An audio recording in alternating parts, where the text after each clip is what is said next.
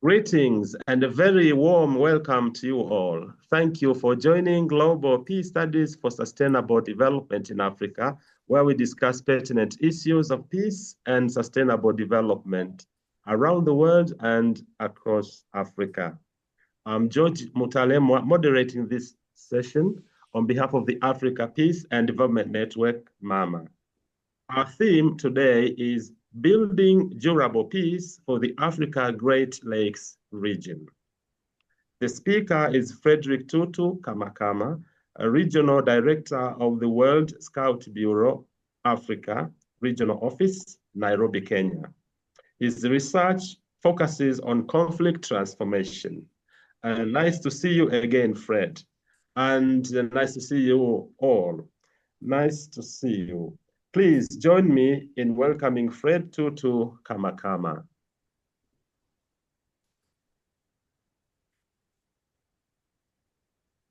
Thank you, George. Again, thank you everyone for coming here. Let me start by a small confession. I think I came to this network through my good friend, Prof. Jean Kiala Chrysostom. Not only that we grew up together, I think we had a very long life experience together, both in the seminary and again back home. So he's the one who actually introduced me here, called me for the first meeting. And I think then George hooked me up and asked me to make a presentation. So George, thank you very much. And thank you for coordinating this. And thank everyone for the good work that you are really doing. To the topic, when George asked me, I was actually wondering what really to share. George, if you can go to the slide, the second one, please. And I was really looking into what to discuss. And I think during my interventions in the previous presentation that I attended, there was also like a suggestion that I could take some reflection. So yeah, then I made a proposal and I'm glad that George accepted. My focus is actually on the Great Lakes region. And maybe I don't want to go into the debate what the Great Lakes represent. I think we all know that. I'm looking a bit more at the core countries of Rwanda, Burundi, and DRC. But I think from what we have just seen the news, the latest, it shows like the issue is not only confined in those countries. It's actually the wider region, which are having really some challenges that we are having. So my reflection is not actually a new one. And I need to confess, I'm building like on my thesis. And I thought, George, since it's not yet published, I don't want to be in trouble with my university. So I will not rely on materials from the thesis. But the thesis is actually entitled, let me get to the right one. Forgive me, I'm having a technical difficulty with the slides for a second. Yeah, I think I can be speaking and then I will be following you. The goodness is that I also have a copy here. Yeah, good. The digital world, Oh, so that we don't keep friends waiting. Yeah, my thesis I'm working on is reimagining the Africa Great Lakes region, addiction to war. And I'm talking about addiction to war. I actually built this on one of my professors at the university, but also especially on the Desmond Tutu book, that there is no peace without reconciliation.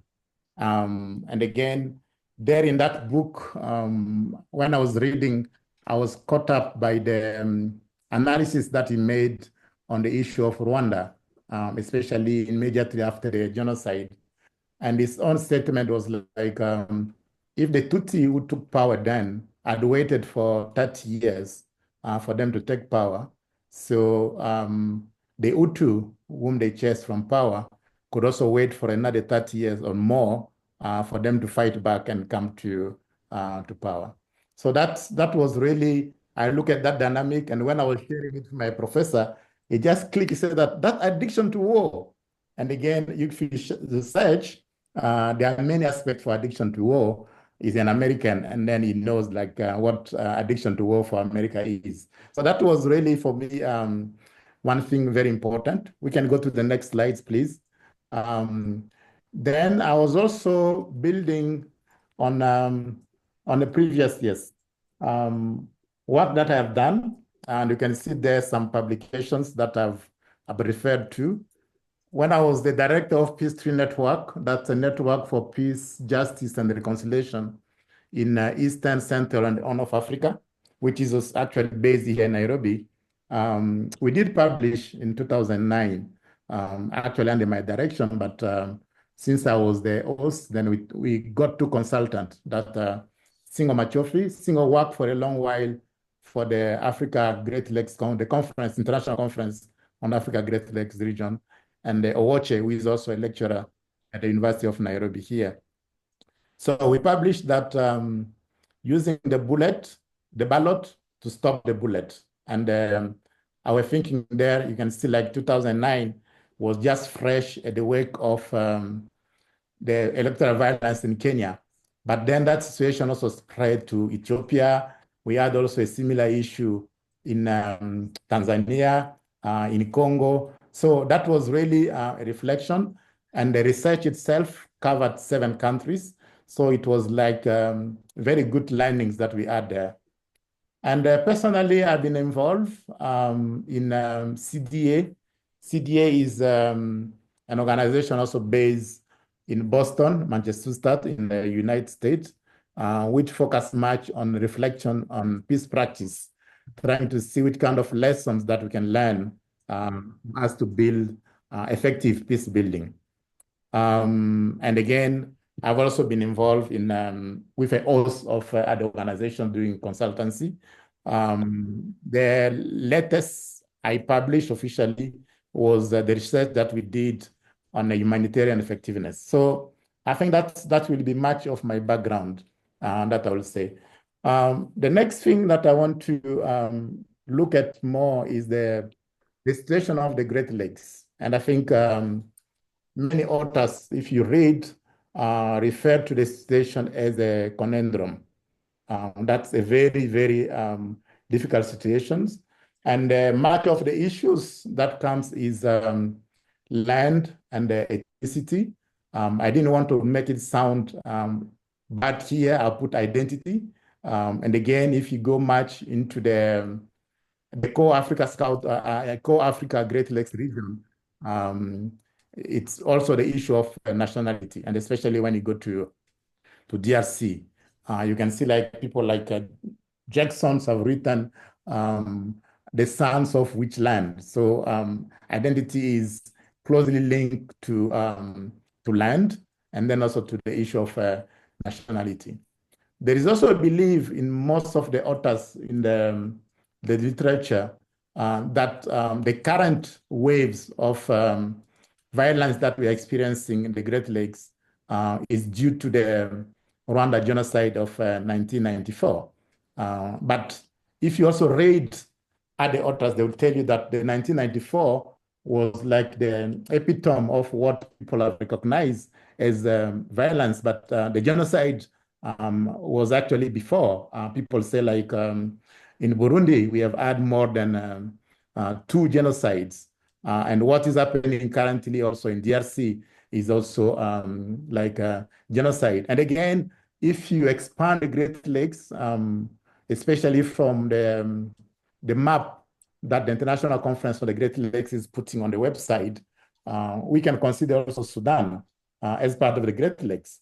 And if you look at what is happening currently in Sudan, is also part of what we are calling the culture of genocide. And the culture of genocide here I'm referring to is like the physical elimination of a group. And if there are issues and we think like these are the people who are against us, who are impeding us to fully live our life as we understand it, and the solution we are finding it like it is physically eliminated. And I think that has really become like a culture that we are seeing in the region. I've also talked about the militaristic culture in the region. I was reading the thesis of Twagiramungu when he said that two rebels rose to power and how power normally is taken. And I think in this case, Kenya and Tanzania will be the safe havens. The country's power transition has been always peaceful, not through armed struggle. And if you take the case of, we can talk about Uganda, we can talk about Central African Republic, Sudan, both Sudans, we can talk about DRC, Rwanda, Burundi. You can see like at a point, even some of the current government we are talking about, like Rwanda and Uganda, they came to power through a military coup. Even just before Tshisekedi in Congo, the regime of Kabila, both Kabilas, is part of the entire onslaught that was on Congo. The current president of Burundi, of course, we talked about election. We know that which kind of election was there, but previously that was also part of the rebellion that took to power. So there is a culture here. And again, you can see this is at the state level, but it's the same like when we are talking about the genocide. Even if we are fighting for a small piece of land, people will take up arms to fight for that. The current war in DRC, whereby we have a plethora of militia fighting, and again, it looks like the military, the brute approach is the approach adopted by the countries or the people of the region to solve the problem. The other one is the war economy, and again, I think the term here is a bit forged, war economy, but literature also is returning this now to call it war economy. Though initially, war economy was actually referring to the economy of a country at war. What measures people were putting in place when you go to Britain, Western Europe, what measures they will put in place, like taxing people, mechanism, even putting up industries to build war machinery so that they can fight to win the war. But in this case here, I believe it's more on the sense of what we can call resource war. People are fighting for resource. We talked about like,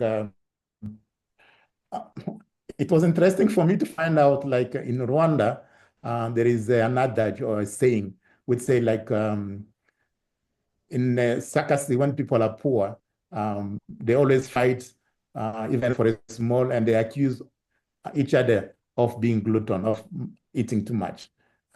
So, and again, the translation could be like, the translation could be, the scarcer the resources, the more people fight among themselves. And I think that's what is coming out.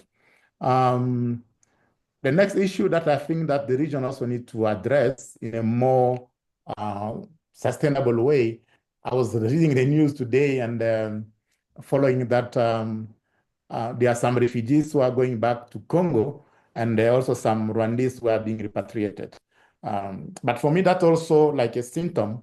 Much of this instabilities that's creating the militia that we have in all the countries, the interference of foreign armies in places, it's also creating a lot of refugees. And I read, I took the pain to consult quickly the the UN HR website. We have over 15 million refugees in the region, just as a result of the war. So this is, and I will call like this a bombshell that if it's not well managed, we know. And we know the impact of the refugees. If the refugees are in place, and I think Tanzania will know for hosting many refugees, Kenya the same, and also Uganda, the refugees will create competition over the resources. Not only that it has an impact on the environment, but definitely it creates really competition for the resources. And we have talked about already that in some places like Rwanda, Burundi, and also Eastern DRC resources are becoming a bit scarce nowadays. I didn't want to use my thesis here. In my thesis, I came to the conclusion, and I use René Lemarchand conclusion that the central, actually, if you look at what is called the central pattern of conflict in the Great Lakes, is what is calling like the exclusion, the political and social exclusion of the people. And they put it this way, if I can read, that ethnic polarization paves the way for political exclusion, and then political exclusion eventually leading to insurrection, and then insurrection leading to repression, and the repression leading to massive flow of refugees and internally displaced people, which in turn become another vector for further instability in the country, in the region. So this is, for me, quite key element that I think that which is very important. But in my own research, I found out that even if this is the central pattern of that, in the current situation, especially I come myself from Congo, if like the geopolitical interest is also very key. And for those of you who are following the news, and I will talk a bit later on about the initiative, we are talking about now the involvement of the United States in the resolution of the conflict. We don't feel like that's a voluntary thing that they are doing, but it is also part of the involvement. But for those who have read Fanos' book, The Riches of the World, whereby he's referring to DRC as a very key important, the one who controls the resources of DRC also control the world. So these are some of the issues that we need to address and find solutions on the same. I will come back to that. So we can go to the next slide, please. And again, I framed this in how why the Great Lakes region is very important. And before we come to that, I look at this theory of broken windows. And I think there is a debate on where it comes from. And again, history will show like it goes back actually to Philip Zimbardo, who talked about it. But I think it has been framed in the current form by Wilson and Kellings. But for me, that's not the debate now that we look to. I'm looking much on point 3, 4, and 5, which is actually saying like, in a disordered way, if you don't do anything, then it can become really much worse.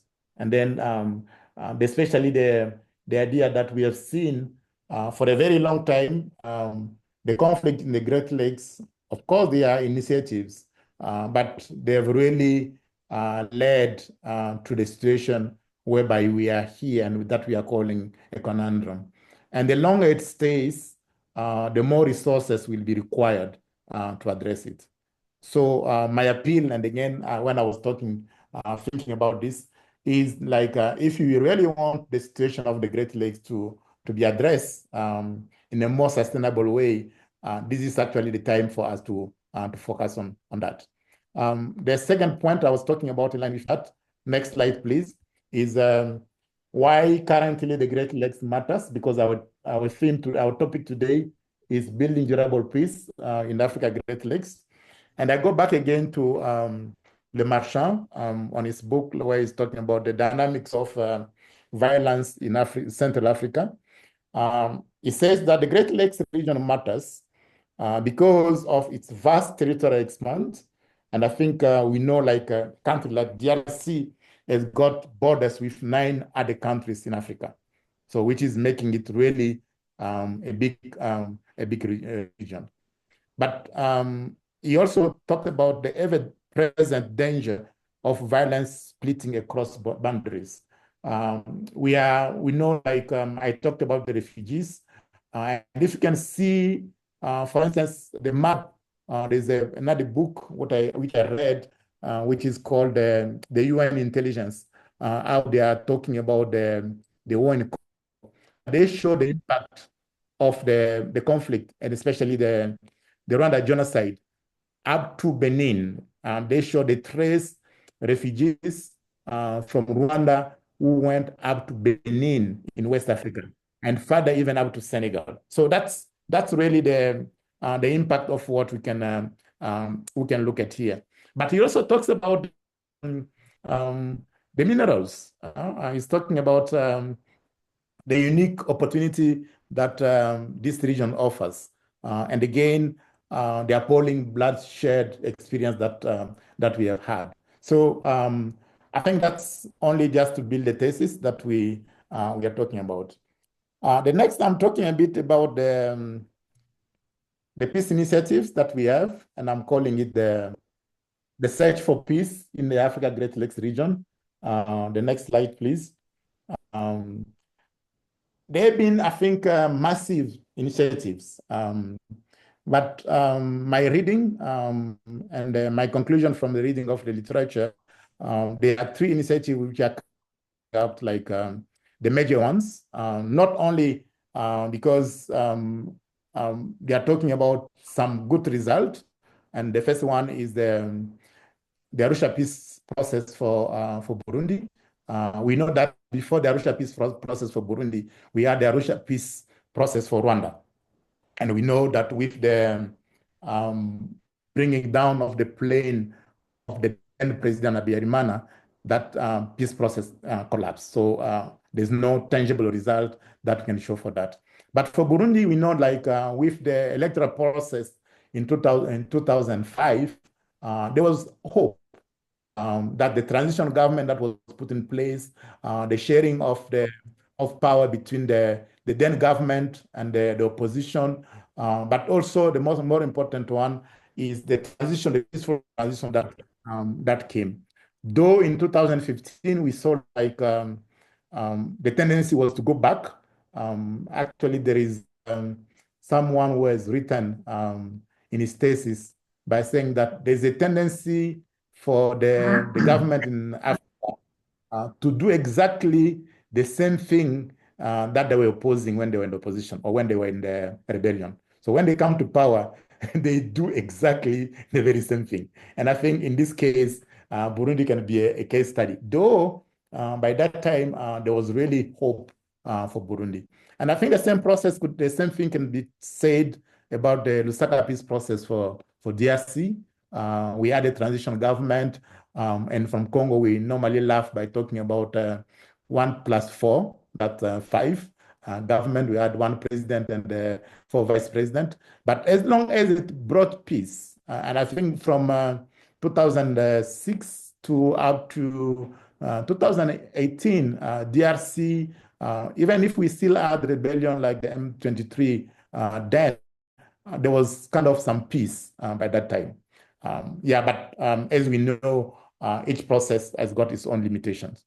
The biggest hope that people had is with the international conference on Great Lakes. Not only it's a broad-based process, which include actually, apart from the 11 or the 12, actually currently is 12 co-countries of the process, we have like the France, and we can see like even a country up to South Africa and Egypt being like co-opted member of the process.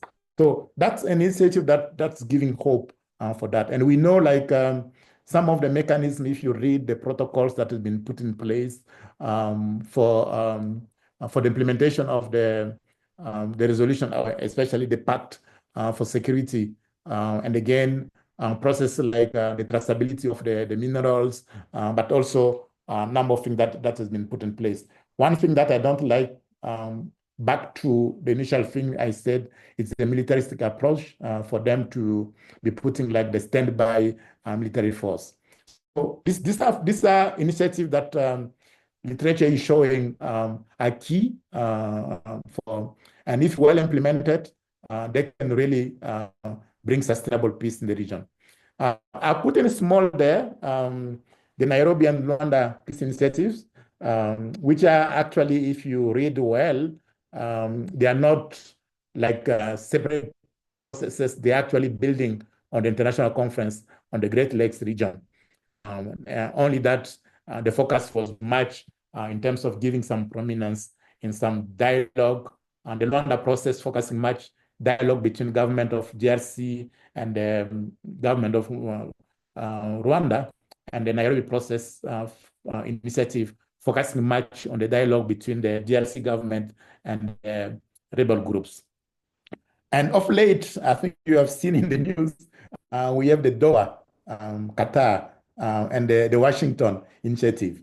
With now the expectation like DRC and Rwanda have seen a memorandum of understanding which is going to lead to the process. I saw in the media that most likely next month there's going to be a comprehensive signing by the two heads of state in presence of President Donald Trump.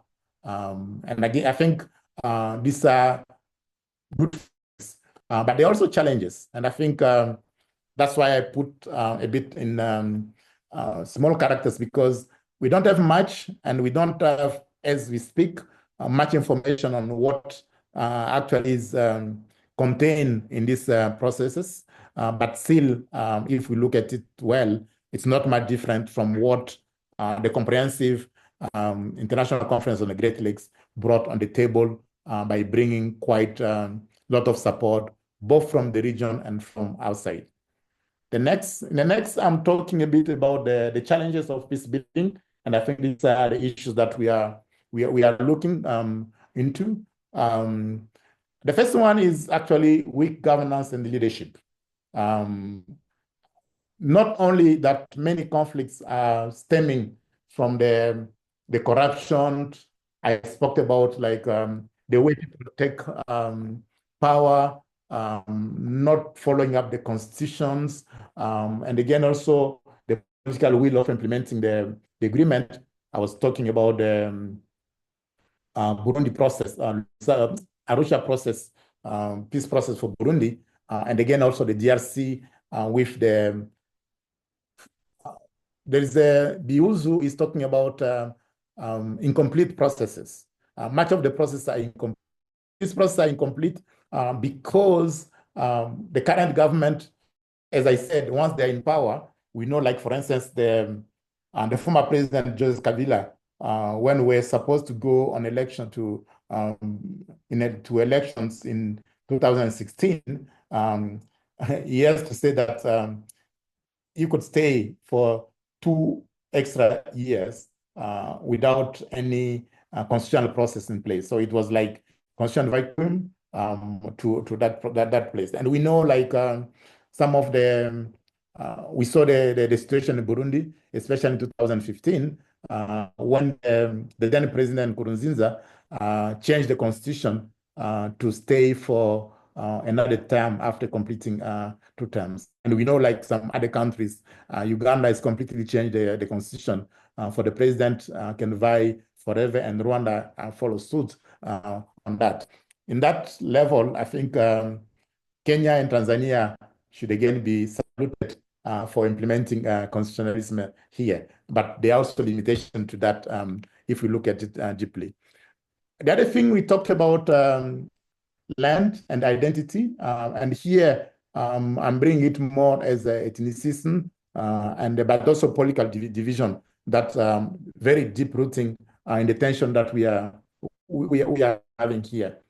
In some countries, I think this also takes the form like when there's corruption and a leader committing like mistakes, and this leader is from my tribe, so then it is like my tribe against the other tribes. So I will absorb anything that that leader does just because that person is from my tribe.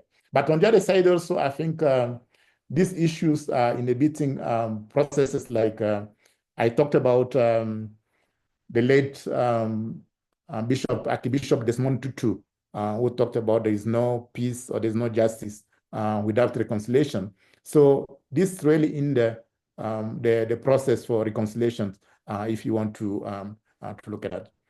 I will not go back again to it. We talked about resource conflict or war economy.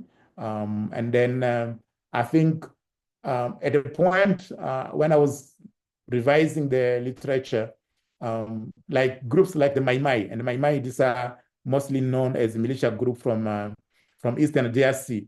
Initially, the intention is very good. The intention is to protect the people against the others. But then themselves, especially if they now control mines, they become again danger for their own society. And we know what's happening, like in Congo, people being raped, people being killed, people being chased from the land just because it is on a mine. We talked about the refugees as a humanitarian crisis that we talked about, but we also talked about international interference. We haven't talked about the geopolitical issues. On the last one, there is kind of a debate. I think part of the weaknesses that people are witnessing from the peace process, there's too much dependence on external support. And we talked about like the international conference on the Great Lakes. If it is not externally funded, it will not work. And again, I was talking with a colleague with the change now in the landscape of philanthropy, which follows the closure of USAID. There's a looming danger that we are not going to have the resources to operate actually the international conference on the Great Lakes. But on the other side, there is also a debate whether these people or this international organization coming to support a peace processes in the Great Lakes, they are coming as benevolent, or they are coming with vested interests for the looting of the resources which are there. And some are even accused of supporting the militia. There was when M23 was advancing, almost taking Goma, people were wondering where did they get the armory that they were using, the weapons, this sophisticated equipment, which money. And again, there's also a discussion within the literature which is showing the war is actually self-sponsoring, because those militias, they access mine, they sell it to dubious group. There was even a lead that people saying that some of the minerals goes up to Iran in a very dubious way, but mostly it also end up in Dubai. And now we are talking about also Qatar, that some literature are coming, that's justifying the involvement of Qatar in the negotiation, because that's where also they are getting the mineral. So the international involvement is seen like good to support the process. The process is durable, but on the other side, if the war is not ending, because there's a big question, why is it with all the investment that has been made, there's no durable peace in the African region? Next slide. I'm going to be very brief. I know we also need some time for talking. I picked this one just off late. And again, this came and I was very happy. Like there was also another colleague who presented here, but who is working on UNESCO. She presented actually on Ubuntu. My framework is actually the next one that you saw. My framework, I'm using John Paul Lederach moral imagination as a framework to get to durable peace. But as I said, I don't want to go into that material because it is still not published, and I don't want to be sanctioned by the university. But a similar framework that I'm considering, that I think for further study for myself, that I'm proposing, is UNESCO concept of world heritage. There's a lot of, UNESCO itself has published a lot on what the concept means, but there are at least a number of things that I've looked at. Once UNESCO recognizes a place as a world heritage, they also put in place a program to sustain that. And that program is put both in collaboration with the locals, but also with international partners. And again, this is what I'm calling like cross-border collaboration.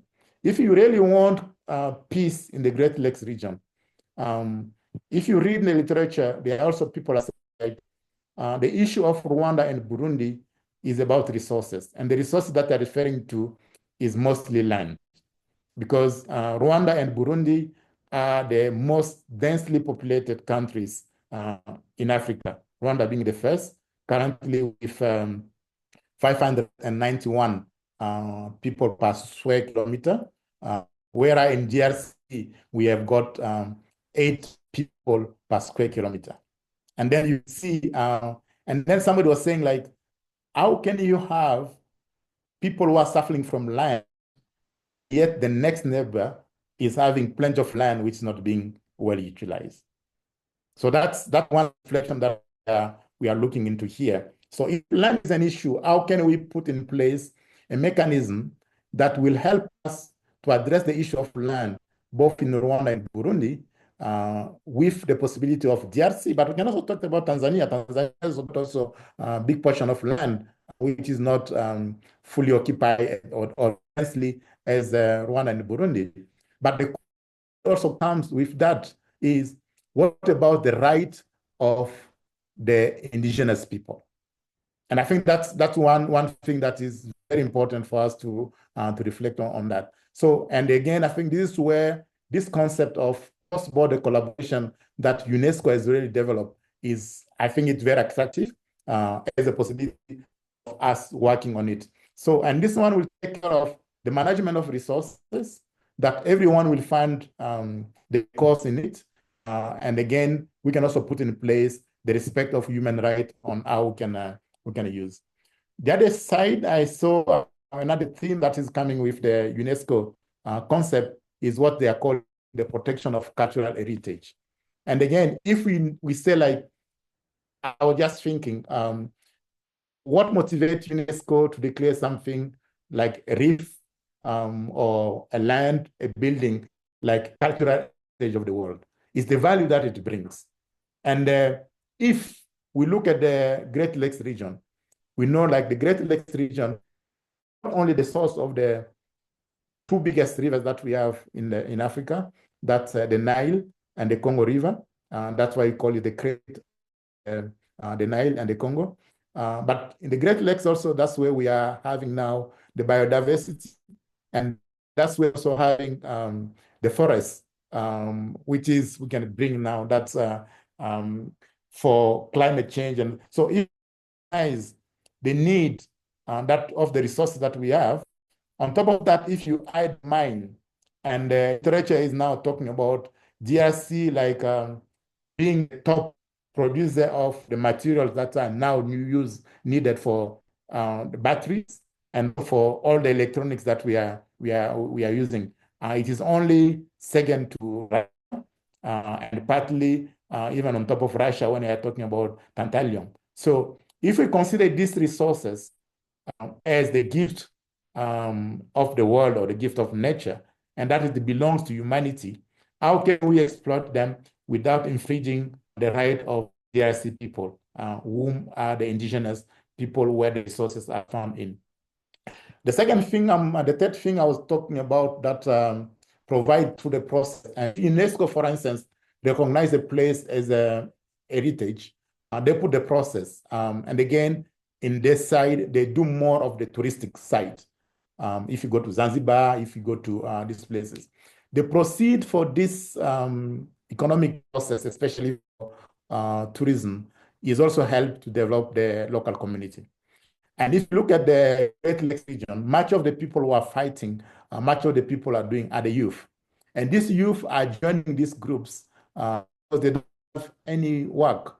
And today in our world, even getting a job is becoming difficult, especially with most NGO closing because of lack of funding. But if you put in place an economical development process, like for instance, I can see Lake Kivu has got methane gas. What can it produce? It can produce the gas, can produce the electricity, and the benefit the communities around that, but also support the entire region.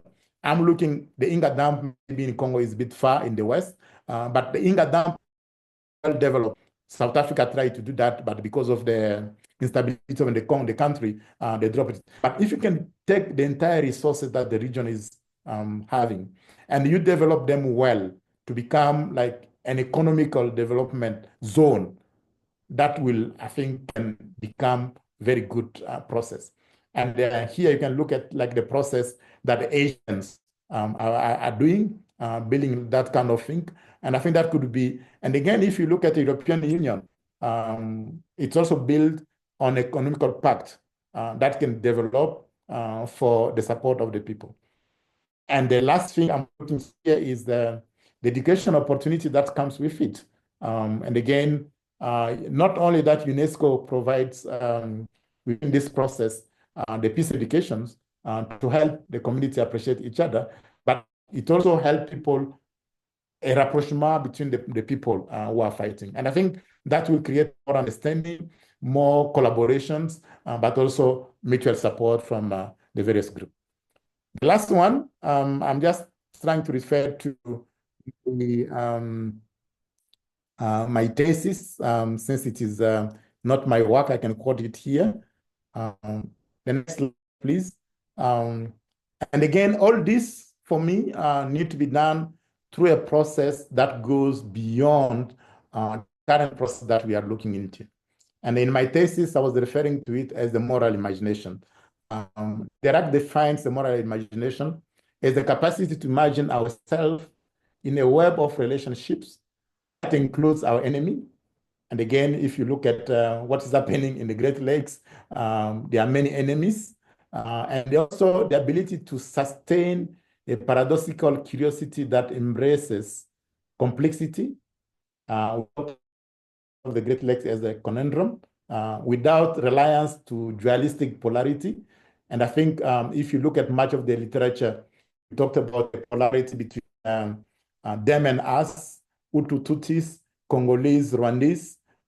So these are the polarity that we can address if we have this kind of moral imaginations. We are talking also about the fundamental belief in the pursuit of creative act. And if we need peace, to build durable peace in the Great Lakes, we need to be very creative. We need to take the risk, but we need to be creative. And we also need to accept where there are shortfalls, how quickly we can change on that. And again, one thing which I find poetic, the way that I put it, that's a step into the mystery of the unknown that lies beyond the familiar landscape of violence. I will stop there. George, I will give back to you. Sorry, I think spoken too much, but it's something which is passionate for me, and I'm very glad that we are in this together. Thank you so much. Thank you. Thank you so much indeed, Fred, for this wonderful presentation. And well, I can see also a lot of support in chat. Maybe it has actually raised a lot. You can see a lot of resonance with what some other, authors have said and other speakers. But I like also the unique angle that you are taking, and well, with the reference to, I know you are working hard on your work, on your PhD, and so I also hope for sure that's going to come out very, very well. So now I would like to invite colleagues for questions, starting with Dasu, or comments. Okay, George, can you hear me? Yes, I can. Yes, please. Okay, thank you very much. I would like to thank the presenter for a nice presentation. I think he has talked a bit about the UNESCO model, but I also remember I highlighted about the external interference. So I would like to hear his opinions on how the Great Lake region can address the problem which come from the external interference.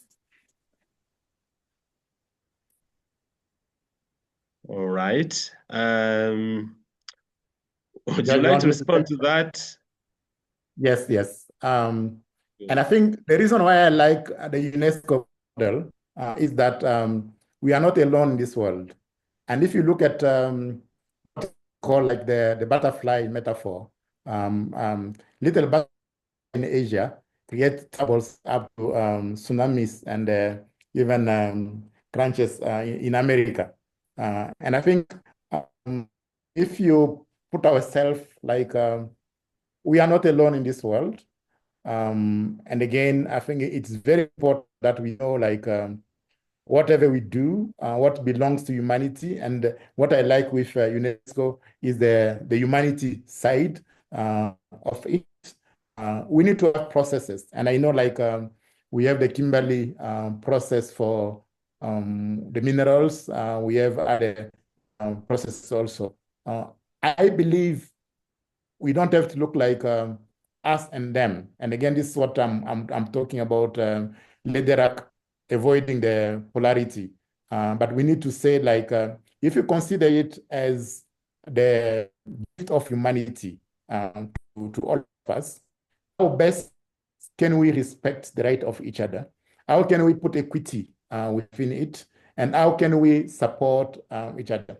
But there's not another option that I think I was very short here, just to put this. Margaret Thatcher, the former Prime Minister of England, when he was she was talking about Russia, we said that a country is rich not just because of the natural resource that we have. A country is rich by the capacity that we have also to develop those natural resources. And sometimes, you know, the technology that we can develop in a better way, these resources, is not ours. As we speak currently, we don't have that technology. And if we want to develop those resources, we'll still need that technology. And I believe that's where I'm finding that we need to have a dialogue. For me, dialogue is very important, is who brings what to the table of negotiations, and how best can we develop these resources together, keeping in mind that it is the heritage of the world for all of us. Thank you. Thank you so much. Another comment or question, please. Wow. Yes, yes, Janet, go ahead, and then we'll go to Les. Would you like to go first, Lester? No. We're neck and neck with 1,000 ideas here. And first of all, I just want to really compliment you on your doctoral process because it's so hard. And then I think you're on a really, really fine path. You know, like you're like this, generating a lot of lines of thinking and considering them together. And that's just a great part of the process.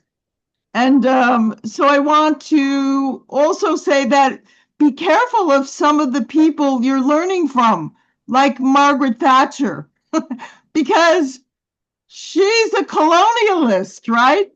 So do you really want to quote her? I think not. Take the idea, you know. And another one is broken windows. It's very interesting to see that because our currently very discredited former mayor Giuliani used it in a very abusive way against people in the. But broken windows, yeah, Les was just bringing up this idea that a window is a lot of things. Like when you see a broken window, it can indicate the poverty and the neglect of a certain neighborhood. Whereas Giuliani was using it as a way to, you know, send the police in, sure, that you could arrest these people for crimes. You know, so it was like an unfair, used in a very police empowering against the citizens way. So anyway, just be careful of the sources. And then, I mean, but you can use the metaphor in different ways, as Les said. I'm going to quote you there, because a window is also an aperture, an opening of possibility. And that's really what you're looking for. And I think that's just beautiful.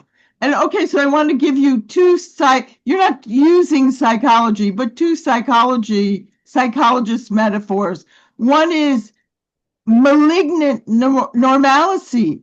The broken window sort of sets a kind of normality of things being bad, depleted. You can get used to it, right? I think our current president,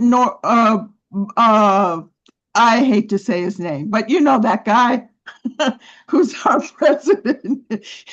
He's creating a culture of malignant normalcy. You don't have to follow the laws. You don't have to follow the rules. I want this airplane from Qatar, so I should get it. He should get what? It's all breaking all the good rules and the good normative standards, which is at the heart of Lederach's moral imagination. The normative relations, the levels that we expect. We want to raise you're talking about raising those levels.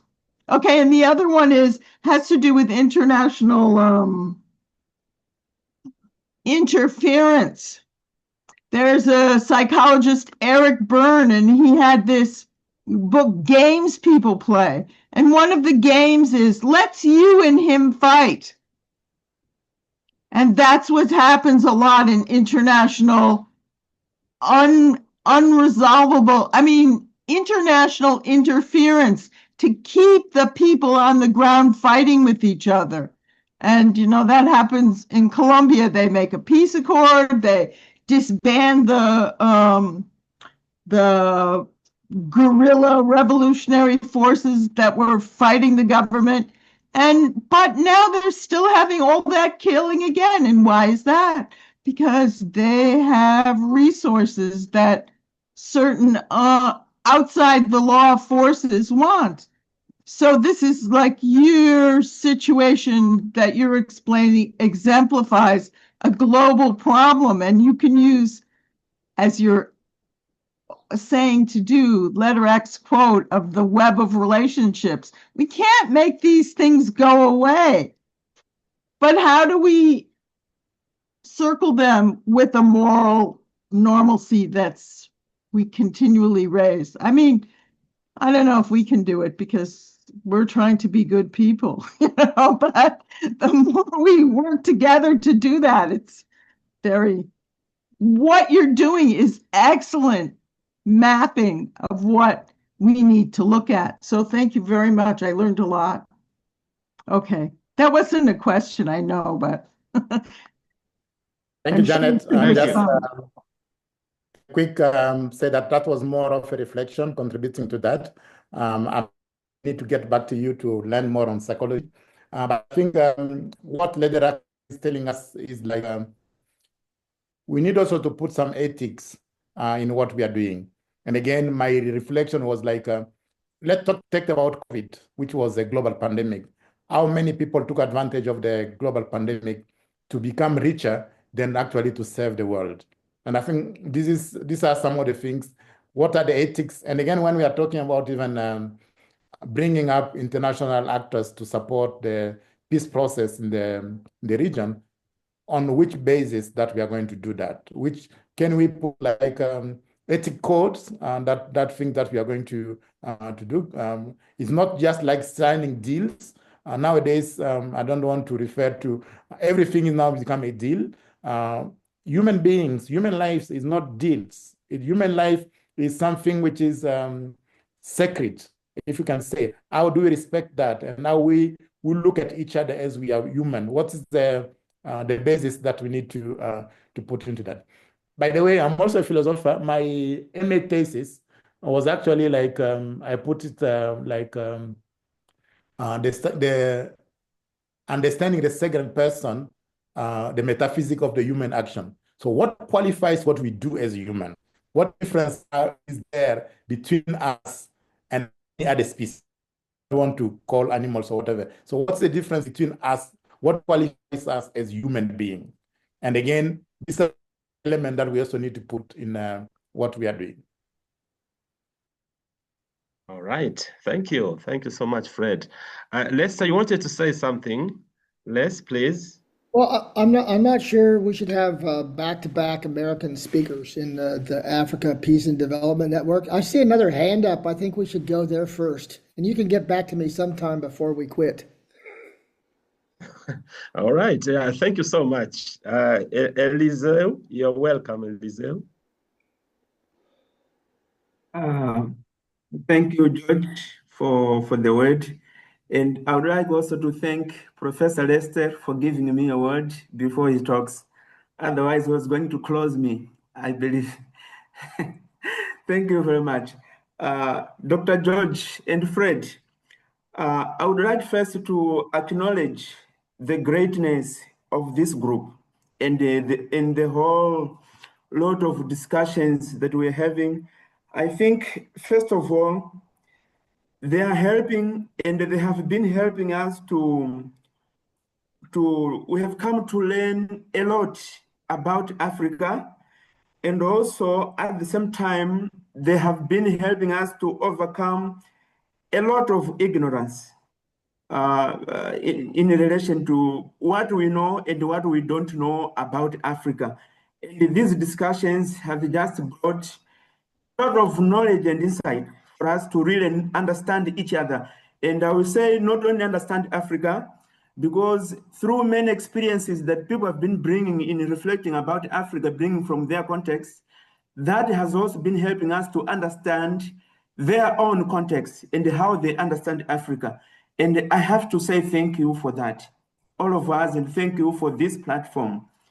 Second, in looking at Fred's presentation, I have loved the idea that he has brought on education and awareness when he talks about UNESCO programs.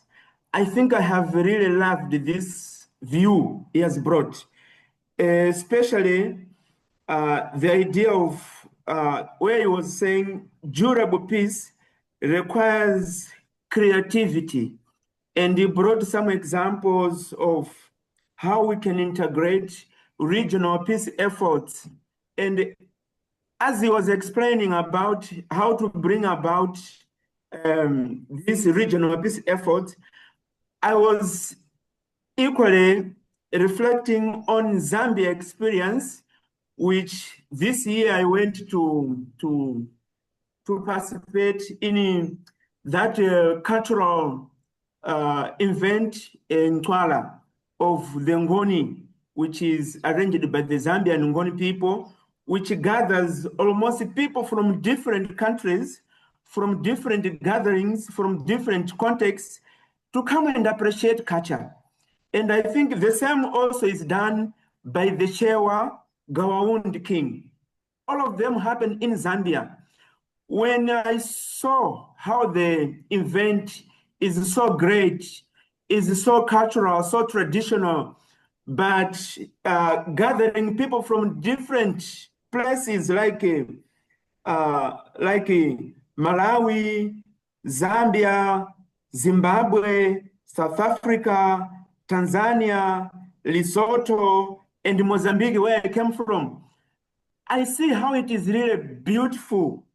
And as you talk about the Great Lake regions, I was bringing in mind this reflection that maybe these UNESCO programs, I think they are really a smart way of bringing regional peace, especially when we look at the Great Lakes region and all of those conflicts, looking at Gawaundi's efforts and the Ngoni people's efforts to bring those cultures into celebration of the country, and they are becoming more of regional and continental efforts where people celebrate culture.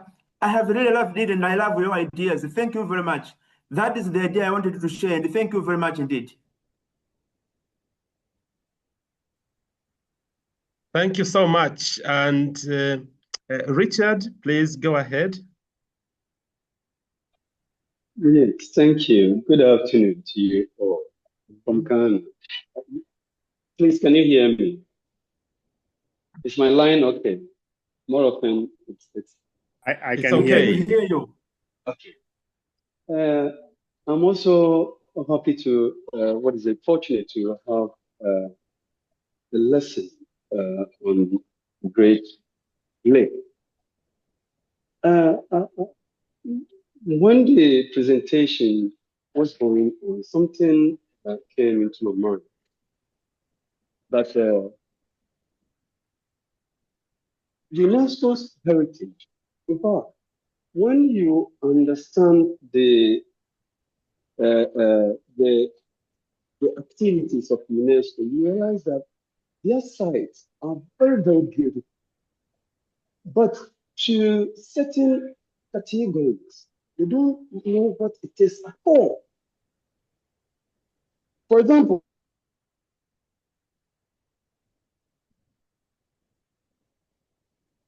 you can see, you see how beautiful nature is. But to certain population, they will stand on it and see nothing. They will not appreciate what it is. They will only see trees and maybe buildings, human beings. So when there is a conflict within the area where those elites or people with knowledge know that this place there is wealth. When there's a conflict between such area, I think we should deal with within that particular area as academia. When we try to generalize things, our work becomes a bit difficult. So I realized that these great issues with as was presented, if issues have been dealt within that particular area, I think peace will easily be achieved. So I just share the thoughts on that. Thank you. Thank you so much, Richard. Lester, please. Oh, hi, thank you. Wow, wonderful presentation, Fred. Thank you so much. Almost Dr. Fred. Great to learn from you. Also wanted to thank you for bringing in UNESCO and the United Nations and the kinds of contributions that they make, because we hear again sometimes we think of broken windows when we think of the UN because it's easy to criticize, but the wonderful work that UNESCO does, and also I put in the chat the Declaration of the Rights of Indigenous Peoples, which I think is really relevant to what you're talking about, and quite an amazing document that doesn't get enough attention. I was pondering. I love this idea of Lederach's idea that you highlight of embracing the enemies, and then there's this paradox which you kind of allude to. How do we embrace our enemies without calling out negative behavior in systems? And so we widen the circle. We have to include everybody in the world house, Dr. King's idea of the world house. But that doesn't mean we ignore the bad behavior, right, or bad systems. And Gandhi talks about separating the deed from the doer. That you treat your opponents with respect as humans. And it doesn't mean you can't call out what you disapprove of their behavior. And so I try to think of this. It's easier said than done, right? It's easy for me to criticize Donald Trump. It's difficult for me to embrace him as a fellow human being. So I have to struggle with that. But one more final comment, and I'd love your reaction. Eliseu and then Richard talked about appreciating the cultures, and these amazing, beautiful cultures. And sometimes we don't recognize that enough. The beautiful gifts that the cultures of the Great Lakes region have to offer to the rest of the world. And so also we need to see that as well as the broken windows, right? I think you raise very important things. George, I will say that we have not done justice to my thesis, because we have just picked a part which is already reading. I will be happy to share once it is it's got the approval of the Senate of the university, and then I'll share it with you. There are steps, and again, here I will go back again to my mentor, John Paul Frederic. Is in his book, he's talking about the biggest picture of peace building, whereby he said that you need to have transformation at the individual level, you need to have transformation at the society level, you need to have transformation at the system. So there are steps of transformation that will create that momentum of what we are looking at here. But he also says there are things that we might, like if you have a child, and again, it's not to justify it. If you see a mother who has got a child who go and steal bread, it is not the fault of that mother.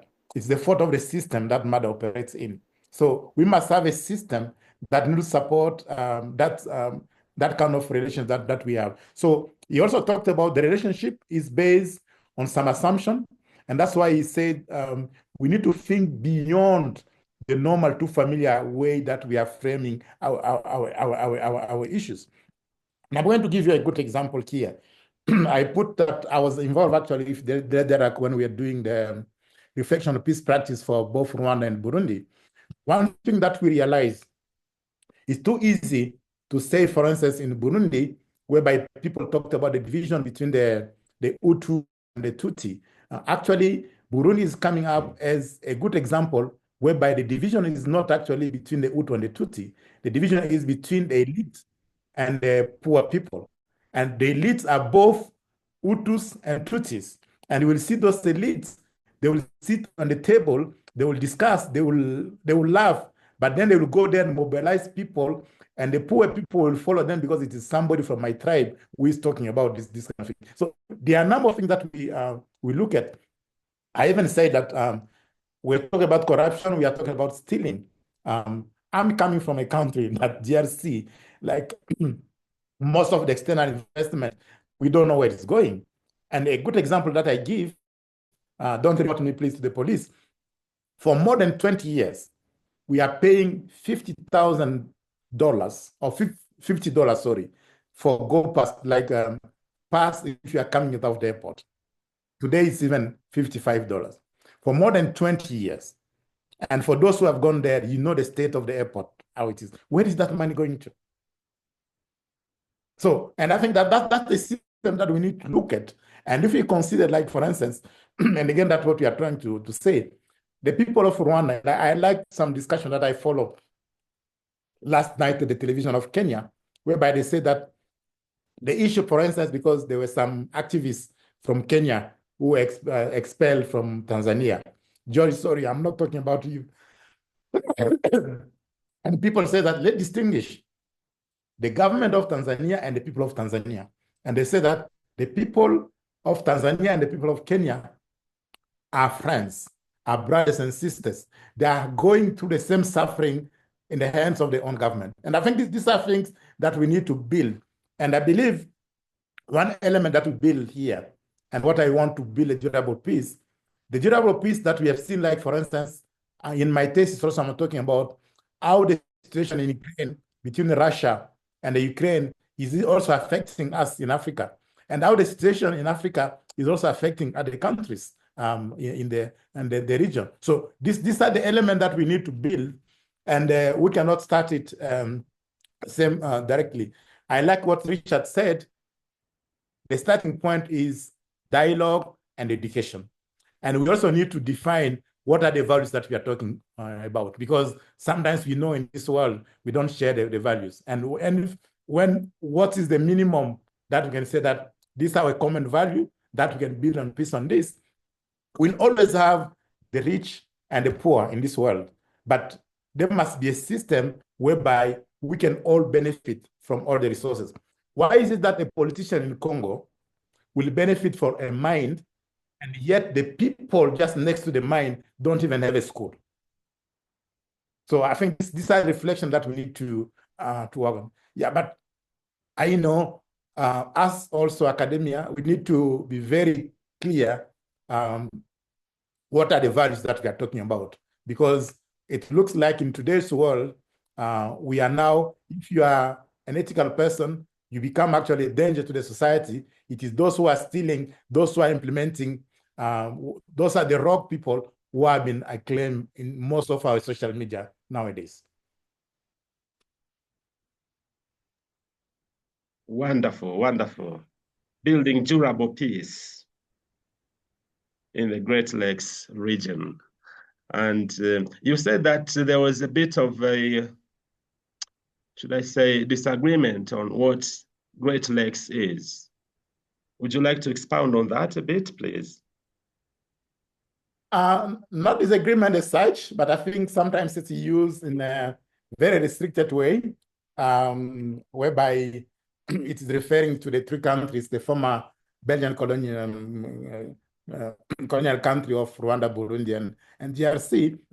But if you see the map, and I think if you look at Great Lake Malawi, that's also a great lake. And if you go up to north, there are many great lakes. So I think that's where we need to see where the boundaries are actually of the Great Lakes are. So that was a bit of my, but in the real sense, I think the issue that we are talking about, we have seen it if there is no peace in Kenya, it's the entire region that suffers.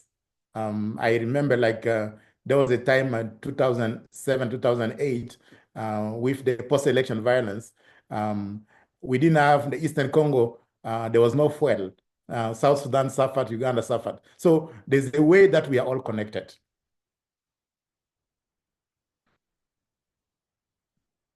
Yeah, thank you so much. And probably you would like to say a little bit about the role of the African Union in all these conflicts that are going on in the Great Lakes region and beyond. What would be your take on the role of the African Union? Thank you, George. I was trying to do that to bring the African Union here. Just for a simple reason, I believe the Union has got very good things in writing, but the implementation is, that's where the problem is. And if you see the Peace and Security Commission of the African Union, I think that's one of the best thing that you can have, but the implementation is not there. Of course, the African Union was a key actor in the establishment of the International Conference on the Great Lakes. They supported, and some of the meetings led by the African Union, and I think they also been part of some of the discussion on DRC and Rwanda had taken place within the corridor of the African Union. My point is what I talked about the governance and leadership, and I didn't talk about it only for International Conference, the Great Lakes, is who are the leaders of this institution? In the African Union is the summit of the head of state. Who are all of these head of state? Most of them taken power by coup. And the Great Lakes is even the head of state summit. There is a seminar that took place in Kampala. It was actually a women forum where the women are saying, how do you expect somebody who killed people to go to power? And it's going to put in place measures to criticize people and the killing in the same place. So I think that's for me the biggest weakness of the African Union. If I can draw a comparison with the European Union, just to the closest, and they compare too much. The European Union, we have the political institution, but we have also the civil society institution, which is very, very, very strong. You can see in the European Union, which was actually based on the Benelux, that Belgium, Netherlands, and the Luxembourg Pact, that the civil society have got really up to say. If you go to the European Union, you have the European Youth Forum. I'm talking about the European Youth Forum because they are partners, because I'm also working for the youth organizations. look at, how do you call it, PYU, the Pan-African Youth Union, which is actually a youth wing of the government in power. So it looks like it's the very same people. It's like you said, that getting a lion to be your shepherd. All right. Yeah, Sorry, thank you so to- much for that. very quick. Yeah, great response. I like it. Odoch, would you like to go first, and then Eliseo? Odoch Peter, please. Yes, thank you. Thank you so much for the presentation. I had a request based on your last slide. Is it possible to see it again? The last slide on moral imagination. It will take a moment. Yeah. So as I can we... I can post the text in the chat. Yeah, by way of example,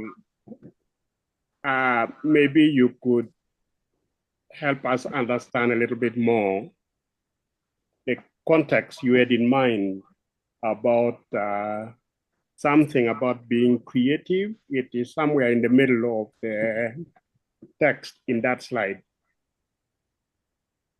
This example can come from, your work, which is what you have been doing. It can also come from your reading. It can come from imagination. So I would have wanted to understand a little bit more that context of being creative. Yes, that's the one. That's the one. We are talking about peace. Yeah, the fundamental belief in and the pursuit of the creative act is where the question is. By way of example, can you illustrate that a bit more? International community, multilateral, multinationals, whatever example you can give so that I can understand it a bit more. Maybe I can start at the level of the community and the society, let's say the family. We are in this context whereby we have many militia rebel groups. There have been a lot of killings, I think, which is very common known.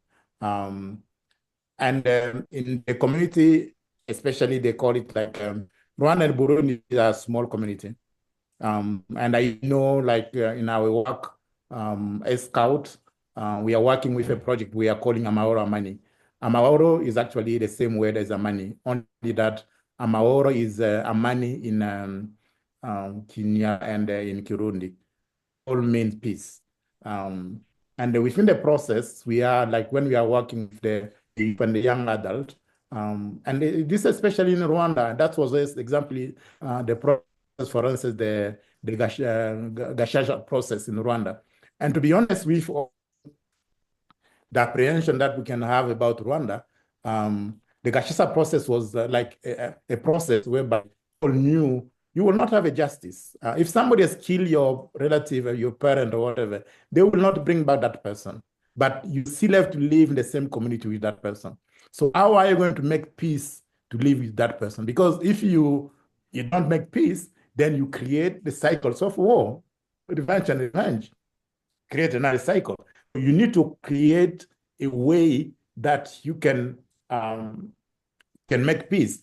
And for me, the Gashasha process in Rwanda created the place whereby it's not perfect. And again, you forgive me, each example has got its own limitations. But the place whereby they were genuine, somebody will come out and say that I am a culprit of the suffering that you are going through, but I am willing to atone. I'm willing to work with you. I'm willing to, and again, on the other side also, and I think it's just like the reconciliations, how was it? Reconciliation Commission from South Africa, whereby the culprit will come and accept that we did this, but we are seeking for forgiveness.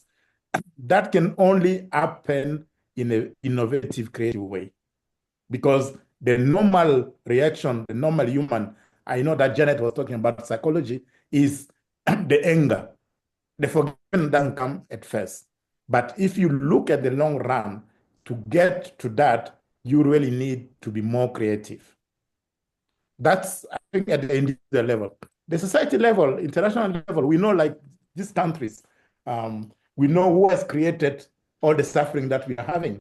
We are talking about, if you go to the Great Lakes, we are talking about colonizations, we are talking about slave trades, we are talking about the corruption, we are talking, if you go like for countries like DRC, we are talking about the assassination of Lumumba, we are talking, but we need to make peace in the world.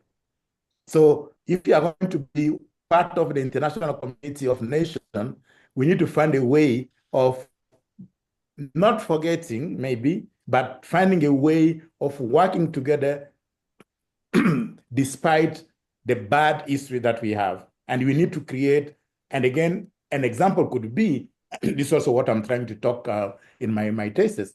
There can be a compensation, although compensation that doesn't mean that you can bring people back to life. Compensation can be also agreed, like we say, I remember there was a time in the 80s, we used to talk about the contentious issue between Congo and Belgium. And people say like what Belgium is, it's kind of part of what they got in Congo. But I am only an individual. And I will tell you, maybe I make a confession here in this group. I studied in Belgium with the scholarship from Belgium. I studied in Antwerp. So I, as an individual, is kind of Belgium recognizing that this is what we have done to this country, but to kind of rebuild this country, we also need to build the capacity. And I can tell you, like even today, there are some scholarship for Belgium coming to Congo, but which is going in the pocket of our ministers. So therefore, there are a number of things that we can build.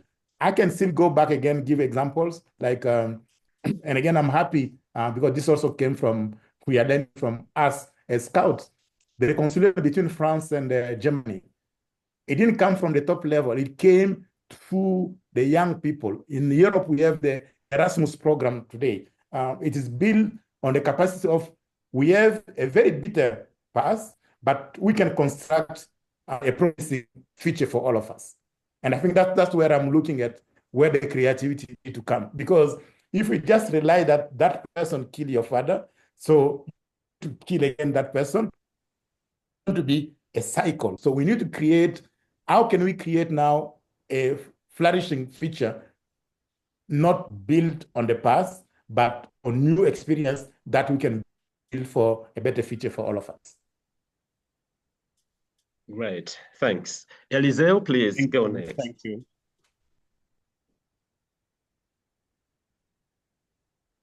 Thank you, Fred, once again. I have this time a question. I was afraid that maybe Fred was not going to see my question, which I posted on the chat. So that's why I thought of bringing it back myself. The question is deriving first from the ideas that Janet had put across before when she talked about international interference.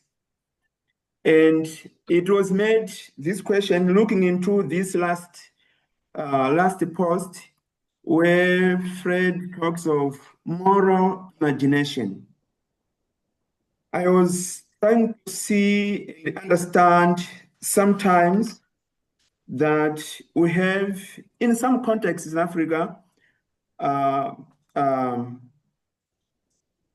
programs, development programs and peace programs and humanitarian programs which come, but having inside in the hide selfish interests and colonial interests hidden.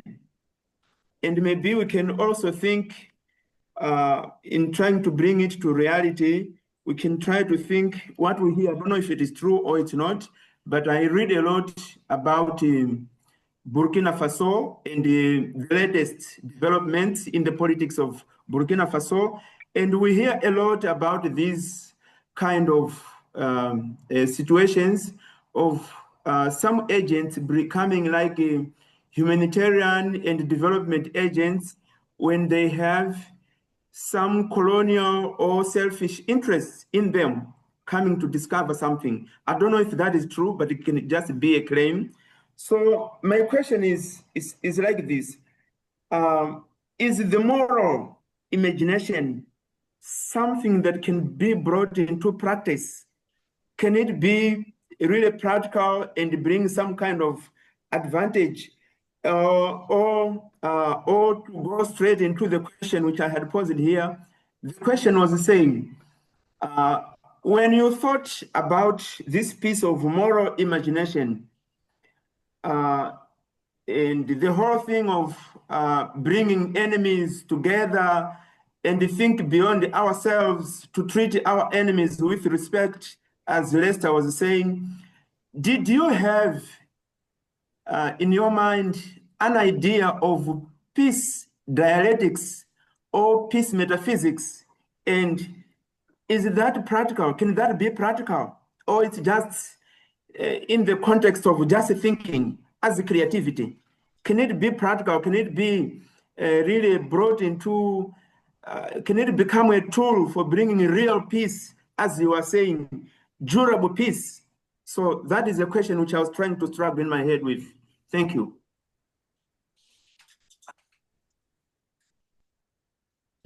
Yes, okay. I'll come as a peace builder now. Let me remove myself as a scholar here. I worked a lot. I work with AMESEA refugee program. AMESEA is a Catholic bishop program that was covering based here in Nairobi, that until 2001. After that, I joined Peace Tree Network. I left Peace Tree Network in 2007.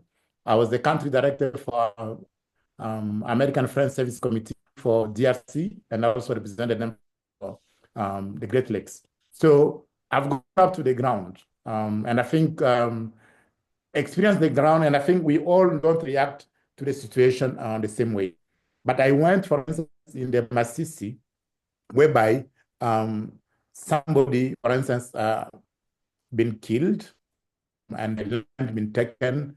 And then the person will come and say like, yes, I know that you are the one who killed my family, but I've forgiven you.